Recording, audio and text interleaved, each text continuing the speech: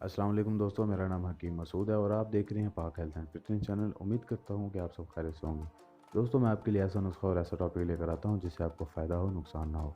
आज मैं आपकी खिदमत के अंदर एक इंतहाई ज़बरदस्त चीज़ लेकर आया हूं। इससे इंशाल्लाह ताला आपको बहुत फ़ायदा होगा। हमारे बहुत सारे दोस्त हैं जो ये कमेंट करके कहते हैं कि मैदे की तेज़ाबियत, जिगर की गर्मी, मसाने की गर्मी, पेशाब के पीले आने के ऊपर कोई वीडियो बनाकर अपलोड करें। आज मैं उन दोस्तों के लिए ये वीडियो बना रहा हूँ। इंशाल्लाह ताला सबको बहुत ज़्यादा फ़ायदा होगा और ये इंतहाई सस्ता और आसान है। वीडियो शुरू करने से पहले आपसे दरख्वास्त है कि मेरे चैनल सब्सक्राइब कर लें, बेल आइकन को प्रेस कर लें ताकि जल्द से जल्द मेरी नई वीडियो आप तक पहुंच सके। दोस्तों, आप अपने मैदे की गर्मी को आसानी से ख़त्म कर सकते हैं। हमारे बहुत सारे ऐसे दोस्त हैं जो इस मर्ज़ के अंदर मुब्तला हैं, जैसे कि पेशाब का पीला आना, मैदे की तेज़ाबियत, जिगर की गर्मी।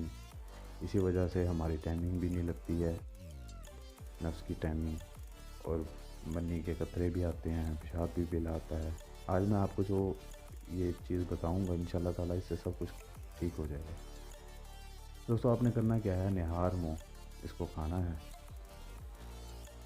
आपने दही ले लेना है, दही की एक प्याली ले लेनी है। याद रखिएगा खालिस हो।